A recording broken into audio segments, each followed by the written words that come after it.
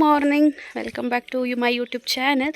ಸ್ಕೂಲಲ್ಲಿ ಶಾರದಾ ಪೂಜೆ ಇದೆ, ಅಕ್ಷರಾಭ್ಯಾಸ ಅಂತ ಮಾಡಿಸ್ತಾರಲ್ಲ ಅದಕ್ಕೋಸ್ಕರ ಹೋಗ್ತಾ ಇದ್ದೀವಿ. ಬಸ್ಸಿಗೆ ಹೋಗಬೇಕು, ಟೈಮ್ ಬಂದು ಆಲ್ರೆಡಿ 9 ಗಂಟೆ ಆಗಿದೆ. ಸೊ ಪೂಜೆ ಟೈಮಿಂಗ್ಸ್ಗೆ ಹೋಗೋಣ ಅಂತ ಹೇಳಿ ಹೋಗ್ತಾ ಇದ್ದೀವಿ.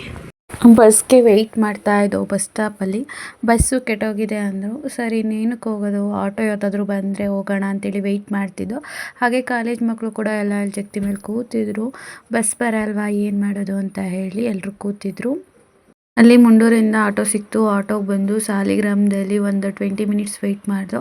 ಅಲ್ಲಿ ಬಸ್ ಬಂತು. ಅಲ್ಲಿಂದ ಬಸ್ಸಲ್ಲಿ ಬಂದು ಸೊ ಇಲ್ಲೇ ಸ್ಟಾಪ್ ಕೊಟ್ಟರು ಒಂದು ಸಾಲಿ. ಅಲ್ಲಿಂದ ಸ್ವಲ್ಪ ಒಂದು 5 to 10 ಮಿನಿಟ್ಸ್ ನಡ್ಕೊಂಡ್ಬಂದು ಸರಿ ಅಂತೇಳಿ ಕ್ಲಾಸ್ ರೂಮಲ್ಲೇ ಕೂರಿಸಿದ್ರು. ಕೂತ್ಕೊಂಡಿರಿ, ಫಂಕ್ಷನ್ ಸ್ಟಾರ್ಟ್ ಆಗೋ ತನಕ ಅಂತ.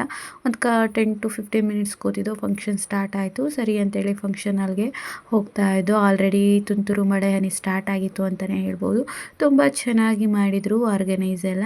ರಂಗೋಲಿ ಎಲ್ಲ ಹಾಕಿರ್ತಾರೆ ನೋಡಿ. ಹಳ್ಳಿ ಕಡೆ ರಂಗೋಲಿ ಅಂತ ಇರಲೇಬೇಕು ಯಾವುದೇ ಫಂಕ್ಷನ್ ಆದ್ರೂ.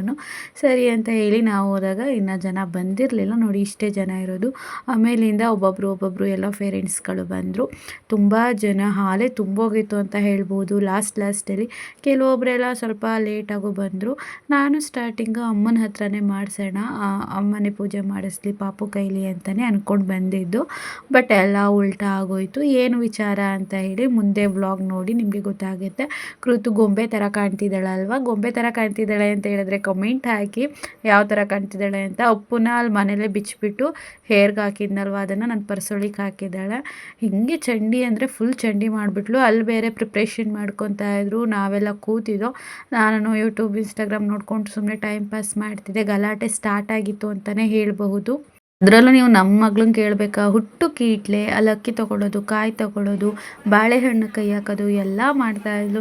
ನನಗೆ ದೇವರೇ ಎಷ್ಟೊತ್ತಿಗಪ್ಪ ಮನೆಗೆ ಹೋಗ್ತೀನಿ ಅಂತ. ಪೂಜೆಗೆ ಮಾಡೋಕ್ಕೂ ಬಿಡ್ತಾ ಇಲ್ಲ, ನಾನು ಅದ್ಲಿಸೋಂಗಿಲ್ಲ, ಜನ ಎಲ್ಲ ಇದ್ದಾರೆ, ಏನು ಮಾಡೋದು. ಚಿಕ್ಕ ಮಕ್ಕಳು ಕಾಮನ್ನೇ. ಸರಿ ವಾಶ್ರೂಮ್ಗೆ ಹೋಗಬೇಕು ಅಮ್ಮ ಅಂತ ಹೇಳಿದ್ಲು. ವಾಶ್ರೂಮ್ಗೆ ಕರ್ಕೊಂಡು ಹೋಗೋಣ ಅಂತ ಹೇಳಿ ಬಂದೆ. ಸೊ ಸ್ಲಿಪ್ಪರ್ ಹಾಕಿರಲಿಲ್ಲ ಅಂತ ಹೇಳಿ ಬುದ್ಧಿವಂತೆ ಮತ್ತೆ ವಾಪಸ್ ಹೋಗಿ ಸ್ಲಿಪ್ಪರ್ ಹಾಕ್ಕೊಂಡು ಹೋದ್ಲು. ನಾನು ಸ್ಲಿಪ್ಪರ್ ಹಾಕಿರಲಿಲ್ಲ. ಅವಳಿಗೆ ವಾಶ್ರೂಮಿಗೆ ಕಳಿಸ್ಬಿಟ್ಟು ಪಕ್ಕದಲ್ಲೇ ನಾನು ಅವಳಿಗೆ ವೆಯ್ಟ್ ಮಾಡ್ತಾ ನಿಂತಿದ್ದೆ. ಬಟ್ ನನ್ನ ಮೊಬೈಲು ಫುಲ್ ಹಾಳಾಗ್ಬಿಟ್ಟಿದೆ ಫ್ರೆಂಡ್ಸ್. ನಾನು ಮಾತಾಡಿರೋದು ಕೂಡ ಕೇಳಿಸ್ತಾ ಇಲ್ಲ, ಅಲ್ಲಿ ಎಲ್ಲ ಮ್ಯೂಟ್ ಆಗಿದೆ ವಾಯ್ಸು. ಹಾಗಾಗಿ ಬರಲಿ ಅಂತ ಹೇಳಿ ವೆಯ್ಟ್ ಮಾಡ್ತಾ ಇದ್ದೆ. ಅವಳನ್ನ ವಾಶ್ರೂಮಿಗೆ ಕಳಿಸ್ಬಿಟ್ಟು ನಾನು ಆಮೇಲಿಂದ ಬಂದಳು. ಬಂದಿದ್ದಾರೆ ಪೂಜೆ ಮಾಡೋಕ್ಕೆ. ಆ್ಯಂಡ್ ಊಟದ ವ್ಯವಸ್ಥೆನೂ ಕೂಡ ಮಾಡಿಸ್ತಾ ಇದ್ದಾರೆ, ಇಲ್ಲೇ ಅಡುಗೆ ಎಲ್ಲ ಮಾಡಿಸ್ತಾ ಇದ್ದಾರೆ. ಸೊ ಸಾಂಗ್ ಎಲ್ಲ ಕೇಳಿಸ್ತಾ ಇದೆ. ಹಾಗೆ ಕಂಟಿನ್ಯೂ ಮಾಡ್ತೀನಿ. ಕಂಪ್ಲೀಟ್ ವಿಡಿಯೋನ ನೋಡಿ ಲೈಕ್ ಕೊಡಿ, ಶೇರ್, ಕಮೆಂಟ್ ಎಲ್ಲ ಮಾಡಿ. ಇನ್ನೇನು ಪೂಜೆ ಸ್ಟಾರ್ಟ್ ಆಗುತ್ತೆ. ಇವಳು ಬೇರೆ ಕೀಟ್ಲೆ ಮಾಡ್ತಾ ಇದ್ಲು. ಸೊ ಇದೆಲ್ಲ ನನಗೆ ಹೊಸ್ತು, ತುಂಬ ಚೆನ್ನಾಗಿತ್ತು ಅಂತಲೇ ಹೇಳಬಹುದು ಪೂಜೆ.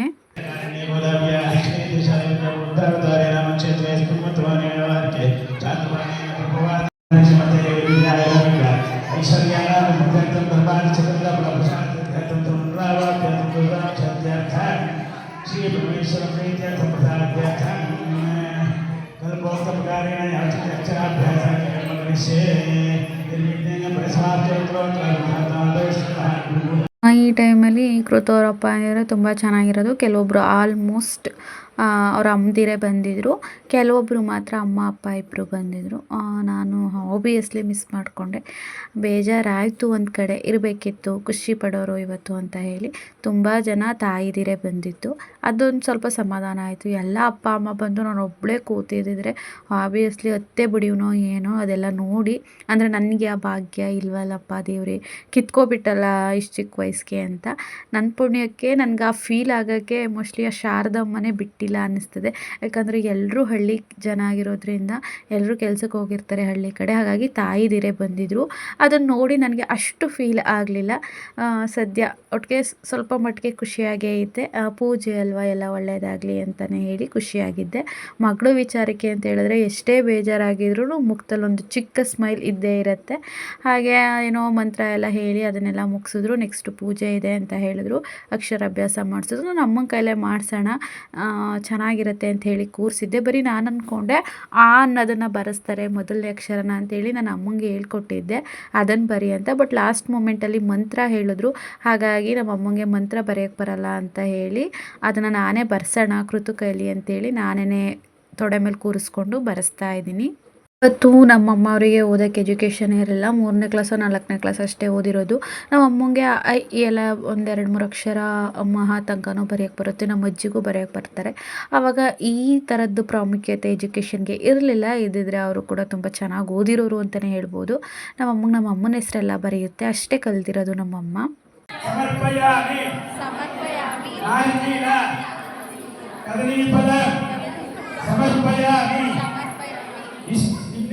ಮನೆ ದೇವರಿ ಲಕ್ಷ್ಮೀ ವೆಂಕಟೇಶ್ವರ ಯಾರು ಮನೆ ದೇವರಿ ಯಾದೇವಿ ಸರ್ವ ಭೂತೇಶು ಪೂಜಾ ರೂಪೇಣ ಸಂಸ್ಥಿತ ನಮಃ ತಸ್ಮೈ ನಮಃ ತಸ್ಮೈ ನಮೋ ನಮಃ.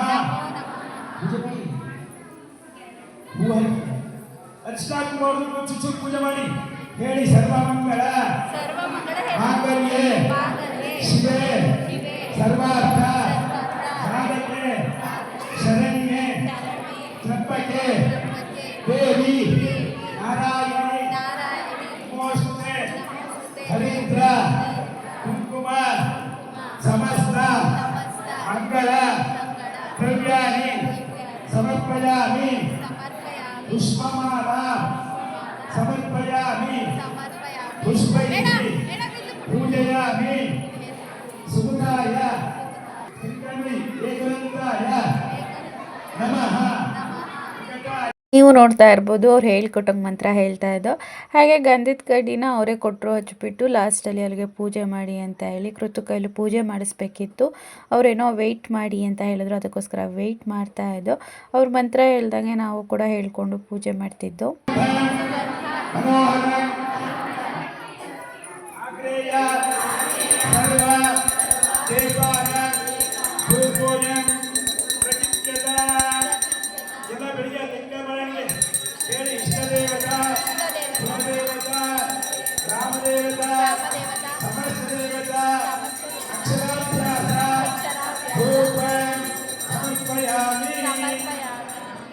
ನಾನು ಇಷ್ಟ ದೇವರು ಅಂತ ಹೇಳಿದಾಗ ಫಸ್ಟ್ ನೆನೆಸ್ಕೊಂಡಿದ್ದು ರಾಯರು. ಹಾಗೆ ಮನೆ ದೇವರು ನೋಡಿ, ನೀವು ನೋಡ್ಬೋದು ಎಲ್ಲಿ ಹೋದರೂ ಫಸ್ಟು ನೆನೆಸ್ಕೊಳ್ಳೋದೆ ಮನೆ ದೇವರು.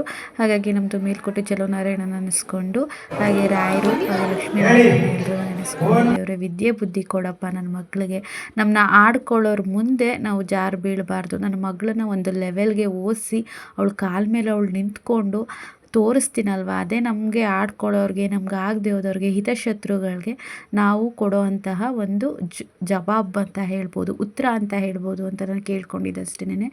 ಏನು ಕೊಡೋದು ಬೇಡ, ಆಸ್ತಿ ಬದುಕಟ್ಟ ಏನೂ ಬೇಡ, ನನ್ನ ಮಗಳು ಒಂದು ಚೆನ್ನಾಗಿ ಓದಿ ಅವಳ ಕಾಲ ಮೇಲೆ ಅವಳು ನಿಂತ್ಕೊಂಡ್ಲು ಅಂತ ಹೇಳಿದ್ರೆ ಅವ್ರ ಅಪ್ಪಂಗೂ ಖುಷಿ, ಅವ್ರ ಅಜ್ಜಿ ತಾತಂಗೂ ಖುಷಿ, ನನ್ನ ತಂಗಿ ನನಗೆ ಎಲ್ರಿಗೂ ಖುಷಿ. ಸೊ ನಾವು ಕಷ್ಟಪಟ್ಟು ಯಾರ ಸಹಾಯ ಇಲ್ದನೆಯ, ಯಾರ ಆಸ್ತಿ ಬದುಕಟ್ಟ ಇಲ್ದನೆಯ ನನ್ನ ಮಗಳನ್ನ ನಾನು ಓದಿಸಿದ್ರೆ ಅದಕ್ಕಿಂತ ದೊಡ್ಡ ಗೆಲುವು ಇನ್ನೇನು ಇಲ್ಲ ಅಂತ ಭಾವಿಸ್ತೀನಿ. ಎಲ್ಲ ಸಿಂಗಲ್ ಪೇರೆಂಟ್ಗಳಿಗೂ ನನ್ನ ಕಡೆಯಿಂದ ಹ್ಯಾಟ್ಸ್ ಆಫ್ ಅಂತೀನಿ. ಜೀವನ ತುಂಬ ಕಷ್ಟ ಇದೆ, ಅದಕ್ಕೋಸ್ಕರ ಯಾಕಂದರೆ ನಮಗೊಂದು ಲೈಫ್ ಇದೆ ಅನ್ನೋದನ್ನ ಮರೆತು ಮಕ್ಳಿಗೋಸ್ಕರ ಮಾಡ್ತಾರಲ್ವ, ಅದು ನಿಜವಾಗ್ಲೂ ಗ್ರೇಟ್ ಅಂತಲೇ ಹೇಳ್ಬೋದು.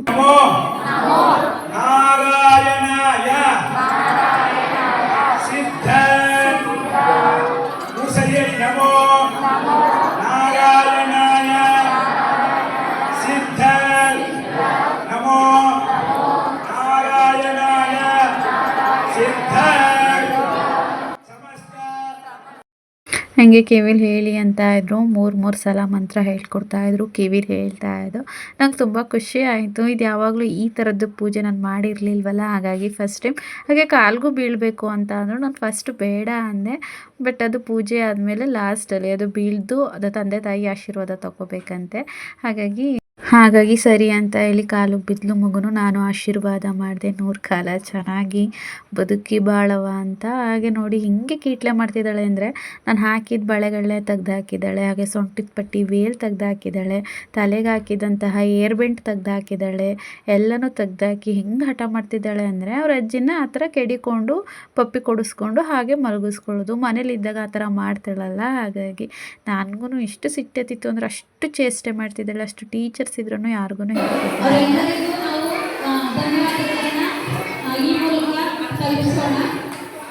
ಕೊನೆ ಹಂತಕ್ಕೆ ಬಂದು ಪೂಜೆ ಎಲ್ಲ ಆಯಿತು. ಮತ್ತು ಲೇಟಾಗಿ ಬಂದು ಪೇರೆಂಟ್ಸ್ಗಳಿಗೂ ಕೂಡ ಮಿಸ್ ಆಗಬಾರ್ದು ಅಂತ ಹೇಳಿ ಅವ್ರಿಗೂ ಫಸ್ಟಿಂದ ಮಾಡಿಸ್ತಾಯಿದ್ರು. ಈಗ ನಮ್ಮದೆಲ್ಲ ಆಗಿರೋರು ನಾವು ಸುಮ್ಮನೆ ಕೂತಿರೋದು. ಇವಾಗ ಬರ್ತಾರಲ್ಲ ಲೇಟಾಗಿ ಅವ್ರಿಗೂ ಕೂಡ ಫಸ್ಟಿಂದ ಮಂತ್ರ ಎಲ್ಲ ಹೇಳಿ ಅವ್ರನ್ನ ಸೈಡಲ್ಲಿ ಕೂರಿಸಿ ಪೂಜೆ ಮಾಡಿಸ್ತಾಯಿದ್ರು. ನನಗಿದು ಇಷ್ಟ ಆಯಿತು. ಏನಕ್ಕಂದರೆ ಲೇಟಾಗಿ ಬಂದವ್ರಿಗೂ ಕೂಡ ಫಸ್ಟಿಂದ ಮಾಡಿಸ್ತಿದ್ದಾರೆ ಅಲ್ವಾ, ಅದು ನನಗೆ ಪರ್ಸ್ನಲಿ ಇಷ್ಟ ಆಯಿತು. ಲಾಸ್ಟಲ್ಲಿ ಜನ ಕಡಿಮೆ ಆದಮೇಲೆ ಸರಸ್ವತಿ ದೇವಿಗೆ ನಾವು ಹಿಂದೆ ಕೂತಿದ್ದೋ ಅಲ್ವಾ, ಪಾಪು ಕೈಲಿ ಅಮ್ಮ ಗಂಧದ ಕಡ್ಡಿ ಕೊಟ್ಬಿಟ್ಟು ಪೂಜೆ ಮಾಡಿಸ್ತೈತೆ. ಹಾಗೆ ಅಮ್ಮನೂ ಪೂಜೆ ಮಾಡ್ತು, ನಾನು ದೂರದಲ್ಲೇ ನಿಂತಿದ್ದೆ. ನಮಗೆ ಆವಾಗ ಸರಸ್ವತಿ ದೇವಿ ಅಂದರೆ ಆಗ ನಾವು ಓದಬೇಕಾದ್ರೆ ಏನೋ ಒಂಥರ ಬುಕ್ ಸಿಕ್ಬಿಟ್ರೆ ಸಾಕು, ಸರಸ್ವತಿ ಇರೋ ಅಂಥ ಬುಕ್ ಸಿಕ್ಬಿಟ್ರೆ ಸಾಕು, ಎಷ್ಟು ಖುಷಿ ಪಡೋವು ಅಂತ ಹೇಳಿ. ನಮ್ಮ ಸ್ಕೂಲ್ಗಳಲ್ಲಿ ಈ ಫಂಕ್ಷನ್ಗಳೆಲ್ಲ ಸಿಂಪಲಾಗಿ ಮಾಡೋರು. ಇಲ್ಲಿ ಕಾನ್ವೆಂಟ್ಗಳಲ್ಲಾದರೆ ಸ್ವಲ್ಪ ಗ್ರ್ಯಾಂಡಾಗೆ ಮಾಡ್ತಾರೆ ಅಂತ ಹೇಳ್ಬೋದು. ನನಗೆ ನನ್ನ ಚೈಲ್ಡ್ ಡೇಸ್ ಎಲ್ಲ ನೆನಪಾಯಿತು, ಚೈಲ್ಡ್ಹುಡ್ ಡೇಸ್ಗಳೆಲ್ಲ ನೆನಪಾಯಿತು. ಹಾಗೆ ಕೃತು ಪೂಜೆ ಮಾಡಿಬಿಟ್ಟು ಅಕ್ಷತೆ ಕಳೆ ಹಾಕ್ತೀನಿ ಅಂತಿದ್ಲು. ನಾನು ಬೇಡ ಬಾಕಂದ ಅಂದ್ರೂ ಇಲ್ಲ ಅಮ್ಮ ನಾನು ಹಾಕಬೇಕು ಹೂವು ಅಕ್ಷತೆ ಕಳೆಲ್ಲನೂ ಮಾಮಿಗೆ ಅಂತ ಹೇಳಿ ಹೋಗ್ತಾ ಇದ್ಲು.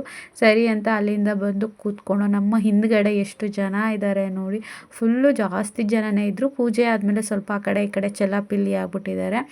ಚೆನ್ನಾಗಿತ್ತು. ಪೂಜೆ ಫೈನಲಿ ಮುಗೀತು. ಎಲ್ಲ ಹತ್ತಿರ ಹೋಗಿ ಸರಸ್ವತಿ ದೇವಿ ಪೂಜೆ ಮಾಡೋರು ಮಾಡ್ತಾಯಿದ್ರು, ಮಕ್ಕಳನ್ನ ಅಡ್ಡ ಬೀಳೋರು ಬೀಳಿಸ್ತಾಯಿದ್ರು. ನಾನು ಕೂಡ ಕೃತನ ಅಡ್ಡ ಬೀಳಿಸ್ದೆ, ಆಶೀರ್ವಾದ ತಗೋ ಸರಸ್ವತಿ ದೇವಿ ಹತ್ರ ಅಂತೇಳಿ.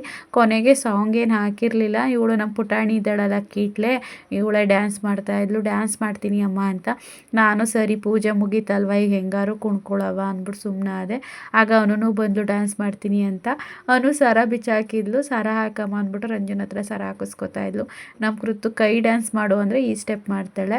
ಅಲ್ಲಿ ಸಾಂಗ್ ಹಾಕ್ಬಿಟ್ಟು ಕಾನ್ವೆಂಟಲ್ಲಿ ಬಿಟ್ಟಾಗ ಅಲ್ಲಿ ಡ್ಯಾನ್ಸ್ ಮಾಡಲ್ಲ. ಈಗ ಇಷ್ಟು ಜನ ಒಂದು 100 ಜನ ಇದ್ರೂ ಯಾವ ಥರ ಡ್ಯಾನ್ಸ್ ಮಾಡ್ತಿದ್ದಾಳೆ ನೋಡಿ. ಅವಳಿಗೆ ಏನು ಧೈರ್ಯ ಅಂದರೆ ನಮ್ಮ ಅಮ್ಮ ಐತೆ ಅನ್ನೋ ಧೈರ್ಯ. ಮಕ್ಕಳು ಅಷ್ಟೇ, ಪೇರೆಂಟ್ಸ್ ಇದ್ದರೆ ಎಷ್ಟು ಧೈರ್ಯವಾಗಿ ಹೆಂಗೆ ಆ್ಯಕ್ಟಿವ್ ಆಗಿರ್ತಾರೆ. ಅದೇ ಅವ್ರು ಒಬ್ಬೊಬ್ಬರನ್ನೇ ಬಿಟ್ಟರೆ ಸುಮ್ಮನೆ ಕೂತಿರ್ತಾರೆ. ಅಡ್ವಾಂಟೇಜು ಅವ್ರು ನಮ್ಮ ಅಮ್ಮ ಇರುತ್ತೆ, ಯಾರು ಏನು ಹೇಳಲ್ಲ ಏನು ಮಾಡಲ್ಲ ಅಂತ ಹೇಳಿ. ಹಾಗೆ ಓನರ್ಸರು ಕೂಡ ತುಂಬ ಚೆನ್ನಾಗಿ ಮಾತಾಡ್ಸಿದ್ರು, ಯೂಟ್ಯೂಬ್ ಮಾಡ್ತಾರೆ ಅಂತ. ಆ್ಯಂಡ್ ಅಲ್ಲಿ ತುಂಬ ಜನ ಗೊತ್ತಾಗ್ಬಿಟ್ಟಿದೆ ನಾನು ಯೂಟ್ಯೂಬ್ ಮಾಡ್ತೀನಿ ಅಂತ ಹೇಳಿ. ತುಂಬ ಖುಷಿ ಆಗುತ್ತೆ ಈ ವಿಚಾರವಾಗಿ. ನಮಗೆ ಒಂದು ರೆಸ್ಪೆಕ್ಟ್ ಸಿಗುತ್ತೆ ಅಂತ ಯೂಟ್ಯೂಬಿಂದ ಅಂತ ಹೇಳಿದ್ರೆ ಎಷ್ಟು ಖುಷಿ ಆಗುತ್ತೆ ಅಂತ ಹೇಳಿದ್ರೆ. ನನಗೆ ಜನ ರೆಕಗ್ನೈಸ್ ಮಾಡ್ತಾರೆ, ನೀವು ಯೂಟ್ಯೂಬರ್ ಅಲ್ವಾ ಅಂತ ಕೇಳ್ತಾರೆ, ಮಾತಾಡಿಸ್ತಾರೆ. ನನಗೆ ಎಷ್ಟು ಖುಷಿ ಆಗುತ್ತೆ ಅಂದರೆ ಒಂದು 10 ಜನ ಜೊತೆಲಿದ್ದಾಗ ನನ್ನನ್ನು ಗುರುತಿಸಿ ನನ್ನನ್ನು ಮಾತಾಡಿಸ್ತಾರೆ ಅಂದಾಗ ರಿಯಲಿ ಅದನ್ನು ಹೇಳ್ಕೊಳಕ್ಕಾಗಲ್ಲ. ಅದನ್ನು ನನಗೆ ಯೂಟ್ಯೂಬ್ ಕೊಟ್ಟಿದೆ. ಅದಕ್ಕೆಲ್ಲ ನೀವುಗಳೇ ಕಾರಣ, ನನ್ನ ವ್ಯೂವರ್ಸೇ ಕಾರಣ. ನೀವುಗಳು ನನ್ನ ಯೂಟ್ಯೂಬ್ ನೋಡ್ತಿದ್ದೀರಾ, ನಾನು ಗ್ರೋ ಆಗ್ತಿದ್ದೀನಿ ಅನ್ನೋ ಕಾರಣಕ್ಕೆ ಜನ ನನ್ನನ್ನು ರೆಕಗ್ನೈಸ್ ಮಾಡ್ತಾರೆ. ಸೊ ಇದೆಲ್ಲ ಅಷ್ಟು ಸುಲಭ ಇರಲಿಲ್ಲ ನನ್ನ ಲೈಫಲ್ಲಿ. ಅಂದರೆ 10 ಮಂತ್ಸ್ ಆಗಿದೆ. ಇನ್ನೂ ಬೆಳಿಬೇಕು, ಇನ್ನೂ ಗುರುತಿಸ್ಕೋಬೇಕು, ಇನ್ನು ನಮ್ಮ ಫ್ಯೂಚರಲ್ಲಿ ಎಲ್ಲ ಒಳ್ಳೆಯದಾಗಬೇಕು. ಆ್ಯಂಡ್ ನಿಮ್ಗಳ ಆಶೀರ್ವಾದ, ರಾಯರ ಆಶೀರ್ವಾದ ಇರಬೇಕು. ನಾವು ಆಫೀಸ್ ರೂಮಿಗೆ ಬಂದು ರಂಜು ಬುಕ್ಸ್ ಇಸ್ಕೊಬೇಕಿತ್ತು ಅನ್ನೋದು ಇಸ್ಕೊಂಡಿರಲಿಲ್ಲ. ಹಾಗಾಗಿ ಇಸ್ಕೋಬೇಕು ಬಾರಕ್ಕ ಅಂದ್ಲು. ಅಮ್ಮನ ಬಿಟ್ಬಿಟ್ಟು ಕೃತುನೂ ಅವನೂ ಬಿಟ್ಬಿಟ್ಟು ಬಂದಿದ್ದೋ. ಬಟ್ ಅವರಿಬ್ಬರು ಕಳ್ಳರು ಓಡಿ ಬಂದುಬಿಟ್ಟಿದ್ದಾರೆ. ನಾವು ಡ್ರೆಸ್ಸು ಗಲೀಜಾಗುತ್ತೆ, ಮಳೆ ಒಂತೋ ಕೂತ್ಕೊಳ್ಳಿ ಅಂತ ಹೇಳಿದ್ರೆ ಅವರು ಒಂತೋ ಕೂತ್ಕೋತಾ ಇಲ್ಲ. ಒಂದು 10 ನಿಮಿಷ ವೆಯ್ಟ್ ಮಾಡಿದೆ ಆಫೀಸ್ ರೂಮಲ್ಲಿ, ಜನ ಇದ್ದರು. ರಂಜುನು ಫೈನಲಿ ಬುಕ್ ಇಸ್ಕೊಂಡ್ಲು. ನನಗೊಂದು ಬುಕ್ ಕೊಟ್ಟಿರಲಿಲ್ಲ, ಕಾಗುಣಿತ ಬುಕ್ನ. ಆಮೇಲೆ ನಾನು ಕೇಳಿಬಿಟ್ಟು ನಾನು ಇಸ್ಕೊಂಡೆ. ಇದೇ ಬುಕ್ಕು ಇವತ್ತು ಕೊಟ್ಟರು ಕೃತುಂಗೆ ಅಂತ ಹೇಳಿ. ಅಜ್ಜಿ ಕೊಡು ಬ್ಯಾಗ್ ಇಟ್ಕೊಳ್ಳಿ, ನಮ್ಮದು ಬುಕ್ಕು ಇದು ನಿಂದು. ಅಜ್ಜಿ ಕೊಡು ಬ್ಯಾಗ್ ಒಳಗೆ ಇಟ್ಕೊಳ್ಳಿ ಇದು. ಏಯ್ ಅವ್ರ ತಗೋ, ಅದೇ ಕತೆ ಹೋಗು, ನಾನೇ ಕೊಟ್ಟಿದ್ದೆ ಕತೆ ಇಡೋಗು.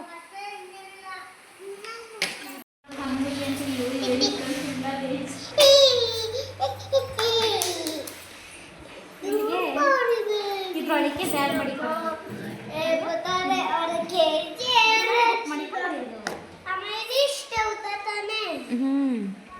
ಇನ್ನು ಮನೆ ದೊಡ್ಡ ತಾನೆ ಇದಕ್ಕಿಂತ ಮನೆ ದೊಡ್ಡ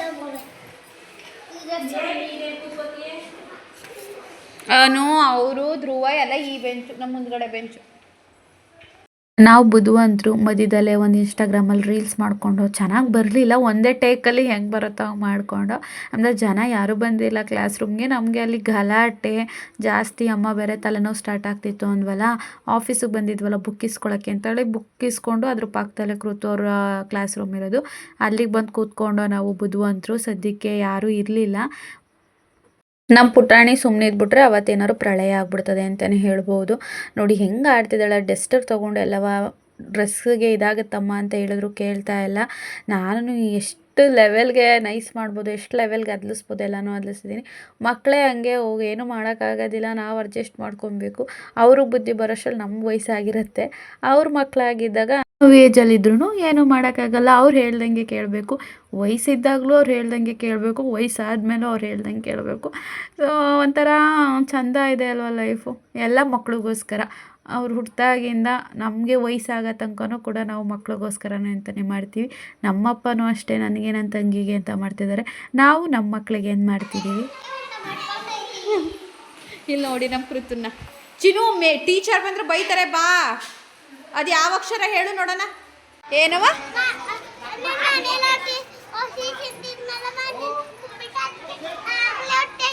ನಡಿ ಊಟ ಮಾಡ, ನಡಿ. ಕೃತಿಗೆ ಹಸ್ವಾಗ್ತಿದೆಯಂತೆ ಫ್ರೆಂಡ್ಸ್. ಈಗ ಊಟಕ್ಕೆ ಹೋಗ್ತಾ ಇದ್ದೀವಿ. ಮಳೆ ಹ್ಯಾಂಡ್ ವಾಶ್ ಮಾಡ್ಕೊಳ್ಳೋಣ. ಎಲ್ಲಿ ರಂಜು? ಅಲ್ಲೇವಾ? ಒಂದೇ ಸಾಕು ನಡಿ ಮಗಳು ಊಟ ರೆಡಿ ಆಗಿದೆ ಫ್ರೆಂಡ್ಸ್. ಊಟ ಮಾಡಿಕೊಂಡು ಇವಾಗ ಮನೆಗೆ ಹೋಗೋಣ. ಮಳೆ ಹೆಂಗೆ ಹೋಗೋದು, ಮಳೆ ನಿಲ್ಲಿಸ್ಕೊಂಡೇ ಹೋಗಬೇಕು. ಸೊ ಏನೇನಾಗುತ್ತೆ, ಹೆಂಗಾಗುತ್ತೆ ಹೆಂಗೆ ಮಾಡಿಕೊಂಡು ಹೋಗಬೇಕು, ಮಳೆ ನಿಲ್ಲಿಸ್ಕೊಂಡು. ಕ್ಲಾಸ್ ರೂಮಲ್ಲಿ ಕೂತ್ಕೊಂಡು ನಾವು ಬರೋಷ್ಟರಲ್ಲಿ ಎಲ್ಲ ಫುಲ್ಲು ಲೈನು ತುಂಬೋಗಿತ್ತು. ನಾವೇ ಒಂದು ಸಪ್ರೇಟ್ ಲೈನ್ ಮಾಡ್ಕೊಂಡು ಕೂತ್ಕೊಂಡು ಹೊಟ್ಟೆ ಬೇರೆ ಹಸಿತೈತೆ, ಘಮ ಬೇರೆ ತಡೆಯೋಕ್ಕಾಗ್ತಿರ್ಲಿಲ್ಲ. ಎಷ್ಟೊತ್ತಿಗೆ ತಿಂತೀನಪ್ಪ ಅನ್ನಂಗೆ ಹೋಗ್ಬಿಟ್ಟಿತ್ತು.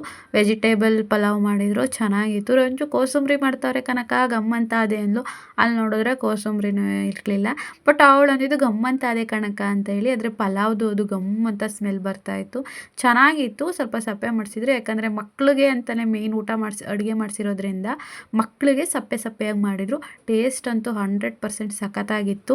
ನಾವು ತಿಂದ್ಬಿಟ್ಟು ಮಳೆ ಬರ್ತಿತ್ತು. ಅಲ್ಲಿಂದ ಯಾರೋ ಗಂಡ ಹೆಂಡತಿ ಆಟೋದಲ್ಲಿ ಬಂದಿದ್ದರು ಪೇರೆಂಟ್ಸು, ಆ ಲಗೇಜ್ ಆಟೋದಲ್ಲಿ. ಆ ಲಗೇಜ್ ಆಟೋಗೆ ಹೊತ್ಕೊಂಡು ಮಳೆ ಸ್ಟಾರ್ಟ್ ಆಗಿತ್ತು. ಇನ್ನೇನು ಮಾಡೋಕ್ಕಾಗಲ್ಲ, ಎಲ್ಲೂ ನಿಂತ್ಕೊಳ್ಳಲಿಲ್ಲ. ಆ ಮಳೆಯಲ್ಲೇ ಬಸ್ ಸ್ಟಾಪಿಗೆ ಬಂದು ಬಸ್ ಸ್ಟಾಪಲ್ಲಿ ಒಂದು 10 ನಿಮಿಷ ವೆಯ್ಟ್ ಮಾಡಿದೋ. ಬಸ್ ಬಂತು, ಹೊತ್ಕೊಂಡು ಹೇಗೋ ನಮ್ಮ ಅಮ್ಮಂಗೆ ಸೀಟ್ ಸಿಕ್ತು. ಅಲ್ಲಿ ಕೃತನು ಅವನು ತೊಡೆ ಮೇಲೆ ಕೂರಿಸ್ಕೋತು.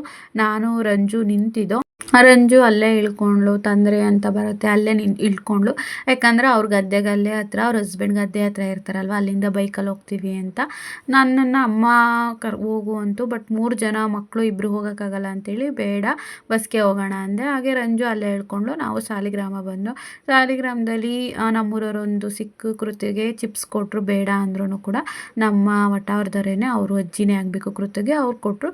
ಅದು ತಿಂದ್ಬಿಟ್ಟು ಖಾರ ಆಯಿತು ಅಂತ ಹೇಳಿ ನೀರು ಇಸ್ಕೊಂಡು ಕುಡಿತಾ ಇದ್ಲು. ಇಲ್ಲಿ ಯಾರೋ ಬಸ್ ಸ್ಟಾಪಲ್ಲಿ ಜಗಳ ಆಡ್ತಾಯಿದ್ರು, ಏನಕ್ಕೆ ಏನೇನೋ ಫ್ಯಾಮಿಲಿ ವಿಚಾರಕ್ಕೆ ಏನೇನೋ ಬೈತಾಯಿದ್ರು. ಹಾಗೆ ಅಲ್ಲಿ ಕೂತಿರೋಂಥ ಲೇಡೀಸ್ ಕೂಡ ಬೈತಾಯಿದ್ರು, ಏನಕ್ಕೆ ಮನೆ ವಿಚಾರನ ಬಸ್ ಸ್ಟಾಪಲ್ಲಿ ಬಂದು ಮಾತಾಡ್ತೀರಾ ಅಂತ ಹೇಳಿ. ಜೀವನ ಪೂರ್ತಿ ಆಟೋಗೆ ಬಸ್ಗೆ ಕಾಯೋದೇ ಆಗದೆ ಜೀವನ. ಅಲ್ಲಿಂದ ಒಂದು 25 ಮಿನಿಟ್ಸ್ ಬಸ್ ಸ್ಟಾಪಲ್ಲಿ ನಿಂತಿದ್ದು. ಅಲ್ಲಿಂದ ಆಟೋದಲ್ಲಿ ಒಂದು 6-7 ಜನ ಆದರೂ ನಮ್ಮ ಊರು ಮನುವಣ, ನಮ್ಮನೆ ಪಕ್ಕದವರೇನೆ. ಅವರು ಆಟೋಗೆ ಬಂದು ಮನೆಗೆ ಇಳ್ಕೊಂಡು ಆಲ್ರೆಡಿ ಒಂದು 2 ಗಂಟೆ ಆಗಿತ್ತು. ಸೊ ಇದು ಇವತ್ತಿನ ವ್ಲಾಗ್ ಆಗಿತ್ತು. ನಿಮಗೆ ಇಷ್ಟ ಆದರೆ ದಯವಿಟ್ಟು ಕಮೆಂಟ್ ಮಾಡಿ, ಸಪೋರ್ಟ್ ಮಾಡಿ. ಮತ್ತೆ ಹೊಸ ವ್ಲಾಗಲ್ಲಿ ಸಿಗೋಣ. ಬಾಯ್.